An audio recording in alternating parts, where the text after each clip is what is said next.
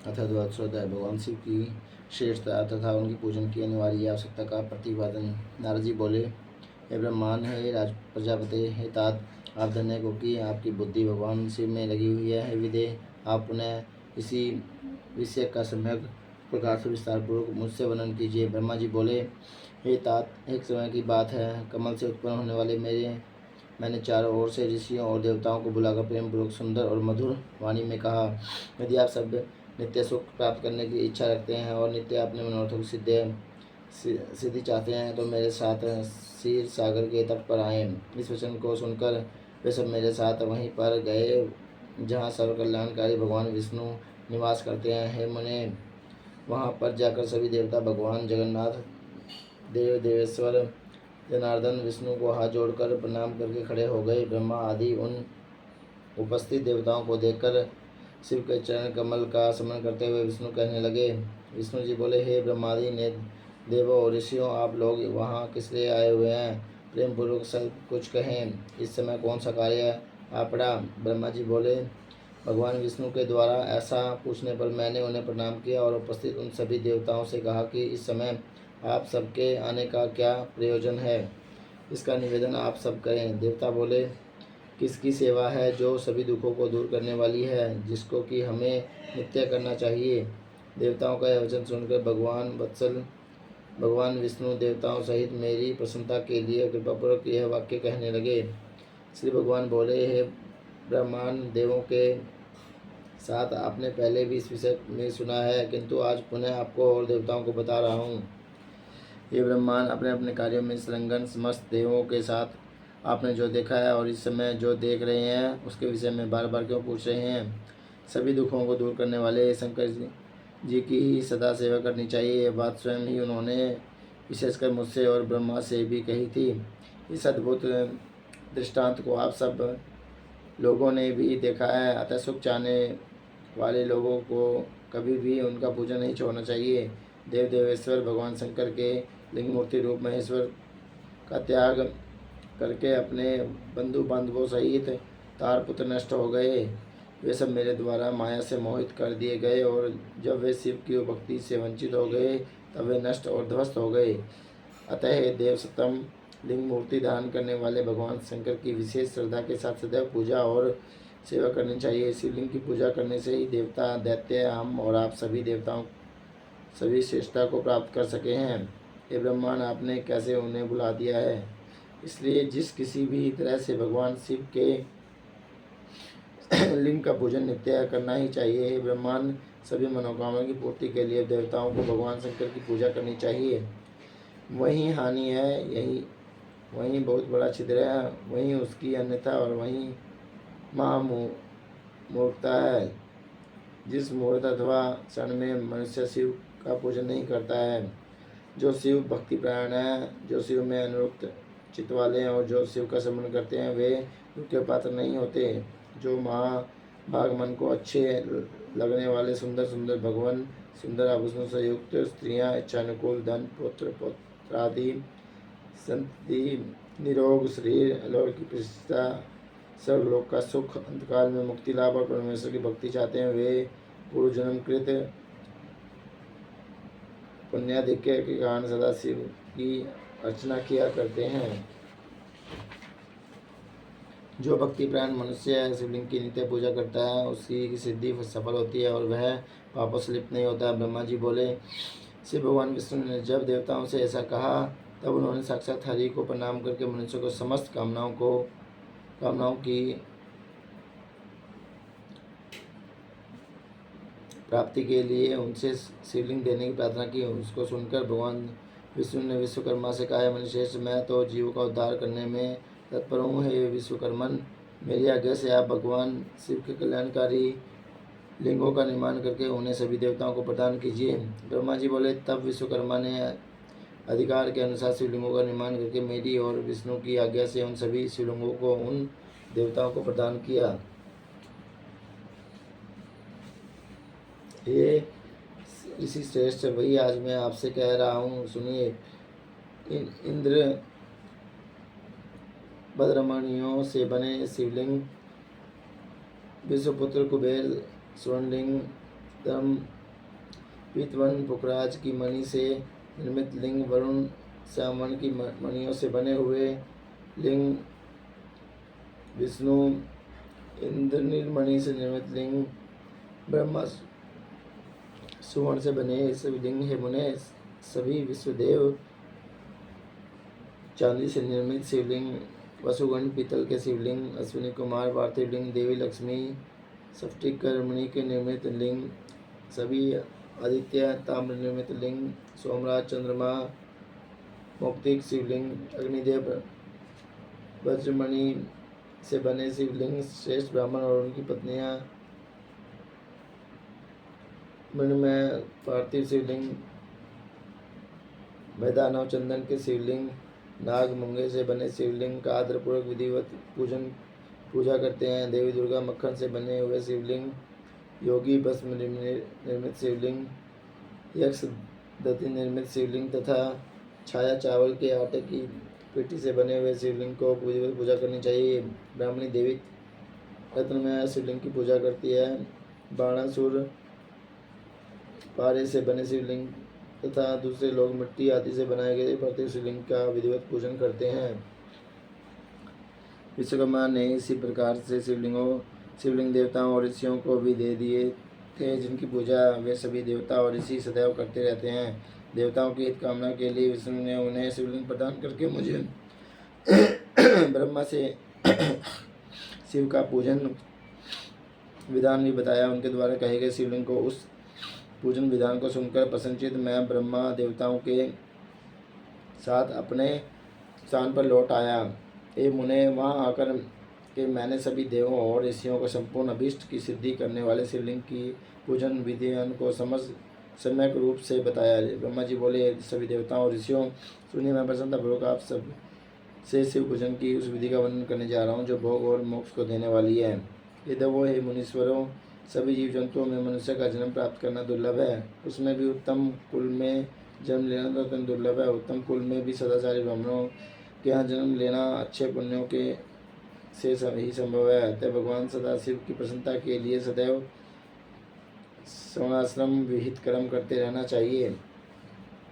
जिन जाति के लिए जो सत्कर्म बताया गया है उस कर्म का उल्लंघन नहीं करना चाहिए। जितनी संपत्ति हो उसके अनुसार दान कर्म करना चाहिए।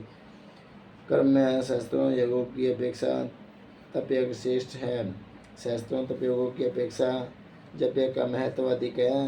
ध्यान यज्ञ से बढ़कर तो कोई वस्तु है ही नहीं।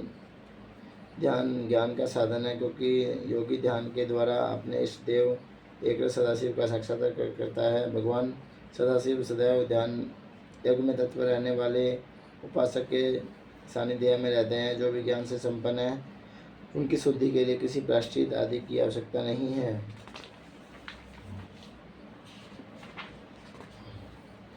ये ब्रह्मांड जो ब्रह्माविद विशुद्ध ब्रह्मविद्या के द्वारा ब्रह्म साक्षात्कार कर लेते हैं, उन्हें क्रिया सुख दुख धर्म अधर्म जप होम ध्यान और ध्यान विधि को जानने और करने की आवश्यकता नहीं है। वे उस विद्या से सदा निर्विकार रहते हैं और अंत में अमर हो जाते हैं। उस शिवलिंग को परमानंद देने वाले विशुद्ध कल्याण स्वरूप अविनाशी निष्किल सर्वव्यापक तथा योगियों के हृदय में अवस्थित रहने वाला जानना चाहिए। ये द्विजोत शिवलिंग दो प्रकार का बताया गया है, बाह्य और अभ्यंतर। ब्राह्मलिंग को स्थूल एवं अभ्यंतर लिंग को सूक्ष्म माना गया है। जो कर्म में तत्पर रहने वाले हैं वे स्थूल लिंग की अर्चना में रत रहते हैं। सूक्ष्मता शिव के प्रति ध्यान करने में असक्त अज्ञानियों के लिए शिव के हम स्थूल विग्रह की कल्पना की गई है। जिसकी इस आध्यात्मिक सूक्ष्म लिंग का प्रत्यक्षीकरण नहीं होता है, उसे उस स्थूल लिंग में इस सूक्ष्म लिंग की कल्पना करनी चाहिए। इसके अतिरिक्त कोई अन्य उपाय नहीं है। ज्ञानियों के लिए सूक्ष्म लिंग की पूजा का विधान है। ध्यान करने से उस शिव का साक्षात्कार होता है जो सदैव निर्मल और अवयव रहने वाला है। जिस प्रकार अज्ञानियों के लिए स्थूलिंग की उत्कृष्टता बताई गई है, उसी प्रकार ज्ञानियों के लिए इस सूक्ष्म लिंग को उत्तम माना गया है। दूसरे तत्वार्थवादियों के विचार से आगे कोई अंतर नहीं है, क्योंकि निष्कल और कलात्मक रूप से वह सबके चित्त में रहता है। संपूर्ण जगत शिव रूप ही है। इस प्रकार ज्ञान के द्वारा शिव का साक्षात्कार करके विमुक्त हुए लोगों को कोई भी पाप नहीं लगता। उनके लिए विधि निषेध और विहित कुछ भी नहीं है।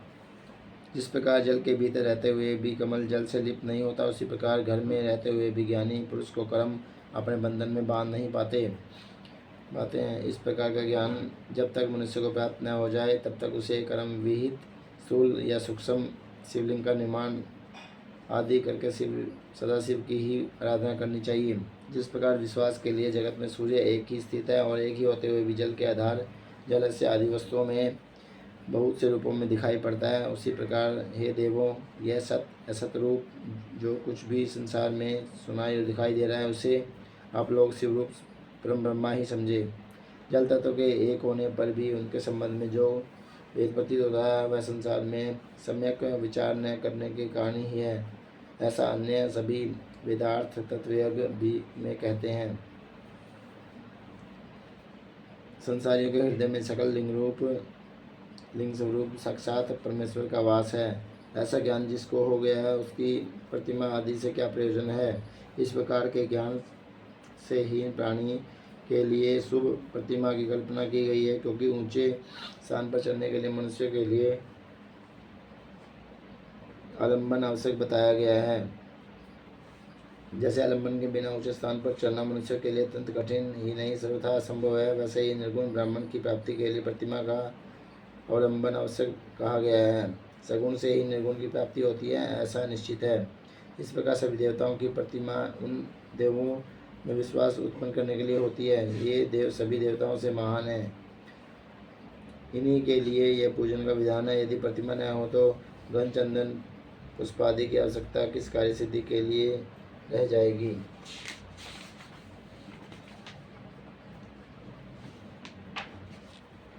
प्रतिमा का पूजन तब तक करते रहना चाहिए जब तक विज्ञान प्राप्त नहीं हो जाता। बिना ज्ञान प्राप्त किए ही जो प्रतिमा का पूजन छोड़ देता है, उसका निश्चित ही पतन होता है। ब्राह्मणों, इस कारण आप लोग परमार्थ रूप से सुने।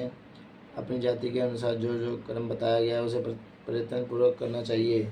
जो जहाँ जहाँ जैसी भक्ति हो, वहाँ वहाँ तद अनुरूप पूजा आदि कर्म करना चाहिए, क्योंकि पूजन दान आदि के बिना पाप दूर नहीं होता। जब तक शरीर में पाप रहता है, तब तक सिद्धि की प्राप्ति नहीं होती।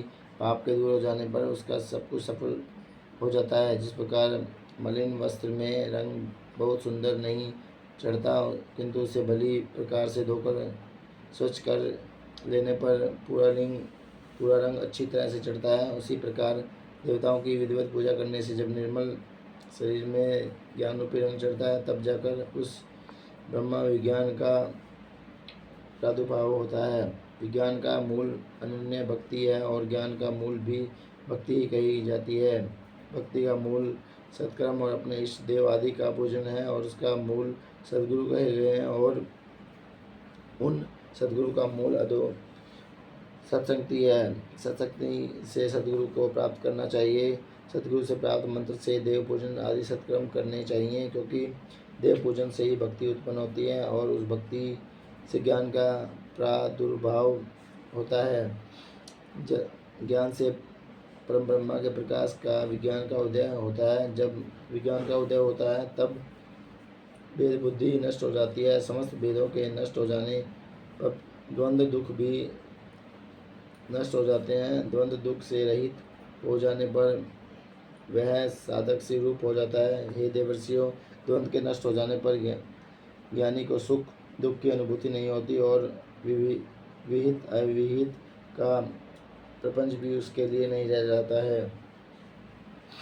इस संसार में ऐसा गृहस्थ समरहित प्राणी विरला ही होता है। यदि लोक में कोई हो तो उसके दर्शन मात्र से ही पाप नष्ट हो जाते हैं। सभी तीर्थ देवता और मुनि भी उसी प्रकार के परम ब्रह्म शिवरूप ब्रह्मज्ञानी की प्रशंसा करते रहते हैं। वैसे न तो तीर्थ है, न मिट्टी और पत्थर से बने देवता ही हैं। वे तो बहुत समय के बाद पवित्र करते हैं, किंतु विज्ञानी दर्शन मात्र से ही पवित्र कर देता है।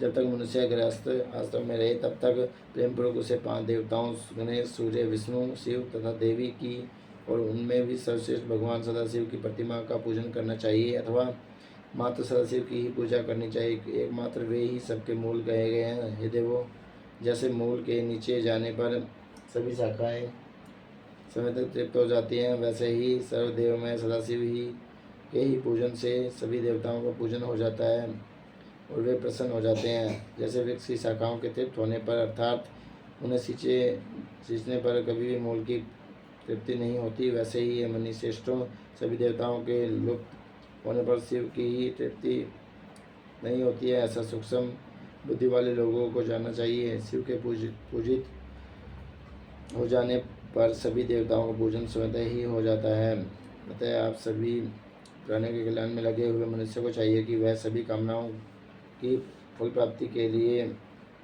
संसार का कल्याण करने वाले भगवान सदाशिव की पूजा करें। इति श्री महापुराण अध्याय संहिता प्रथम खंडे शिव खाने पूजा विधि वर्णन सार विचार वर्णन नाम 12 अध्याय। इस प्रकार श्री शिव महापुराण के अंतर्गत द्वितीय रुद्र संहिता के प्रथम खंड में श्री शिव उपाख्यान में पूजा विधि वर्णन क्रम में सार विचार वर्णन नामक 12वां अध्याय पूर्ण हुआ।